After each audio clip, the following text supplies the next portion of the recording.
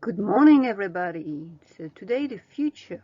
Alors le futur en anglais, peut s'exprimer de trois façons, mais évidemment il y a des nuances. Will, be going to et le présent be plus ing. Donc, nous allons voir dans quel cas utiliser quelle formule. Let's go.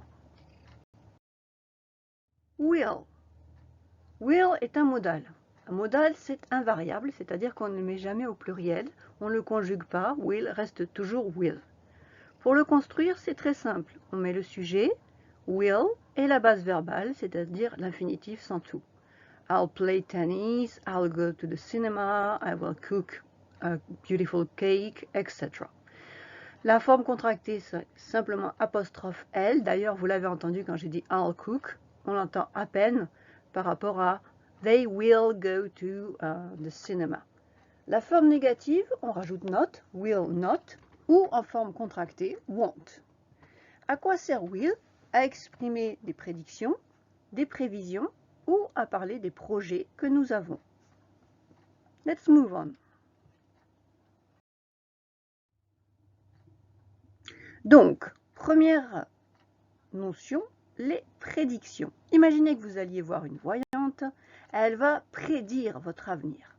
Donc, elle utilisera will ou won't pour la forme négative. You'll get married and have 3 children. You'll have a big house. You won't win the lottery. You won't live in New York.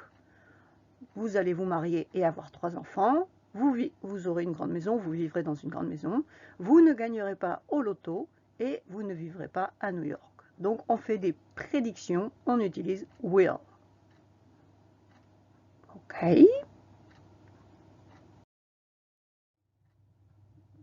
Les prévisions, alors c'est typique des prévisions météo, par exemple.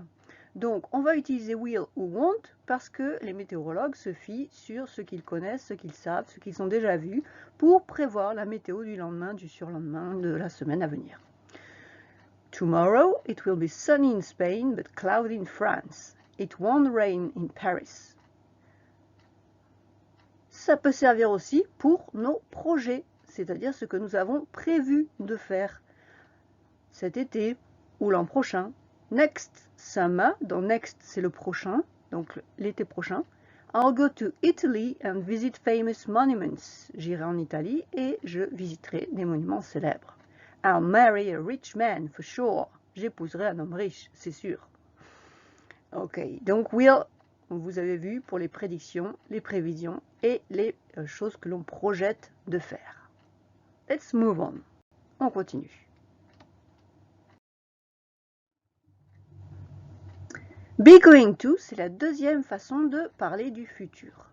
Alors, avec be going to, on va avoir tendance à traduire en français par il va se passer quelque chose. Pourquoi utilise-t-on be going to? Parce que des indices dans la situation actuelle nous permettent de dire que quelque chose va arriver. Look at the first picture. Regardez la première photo. On voit de gros nuages gris, même très noirs. Donc, qu'est-ce qu'on peut déduire? It's going to rain. Il va pleuvoir. Voilà. Second picture, la deuxième photo. On voit une chaussure, une peau de banane. Bon, vous connaissez le cliché. Ok, d'accord.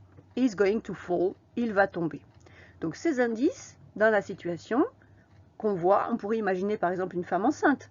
She's going to have a baby. Voilà, donc vous voyez quelque chose qui vous permet d'affirmer qu'un événement futur va se produire.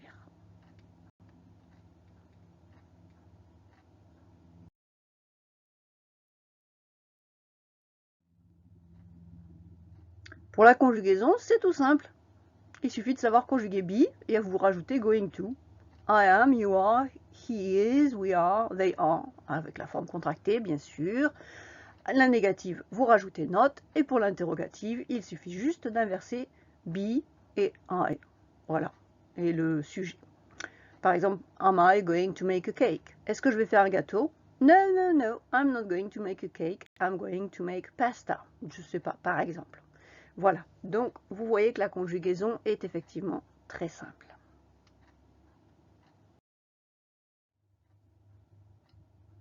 And finally, et finalement, voilà donc pour terminer, la dernière forme, le présent be plus ing.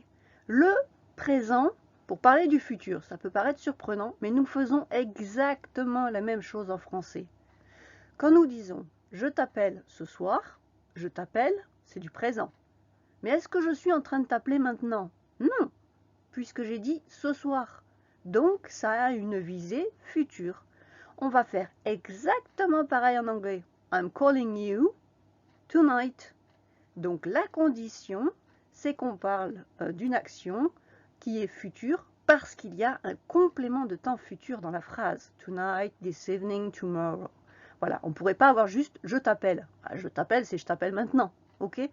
So, this is the last form. Donc voilà la dernière forme qui permet de parler du futur, un futur évidemment très très proche, avec obligatoirement un complément de temps futur.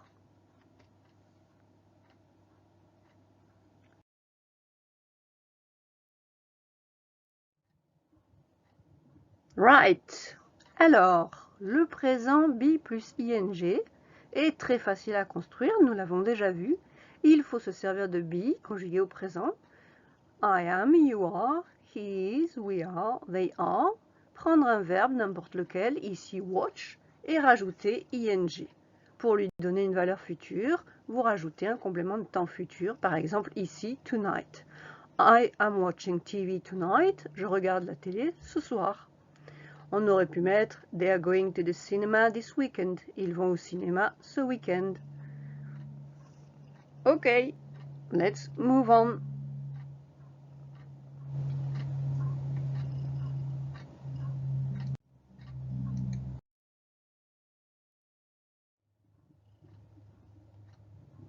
Okay, so the lesson is finished. I hope you enjoyed it. C'est terminé, j'espère que ça vous a plu et que maintenant tout est clair pour vous. To finish with a beautiful quote, pour terminer une belle citation, the best way to predict the future is to create it. La meilleure façon de prédire le futur, c'est de le créer. Okay, so goodbye everybody and see you soon.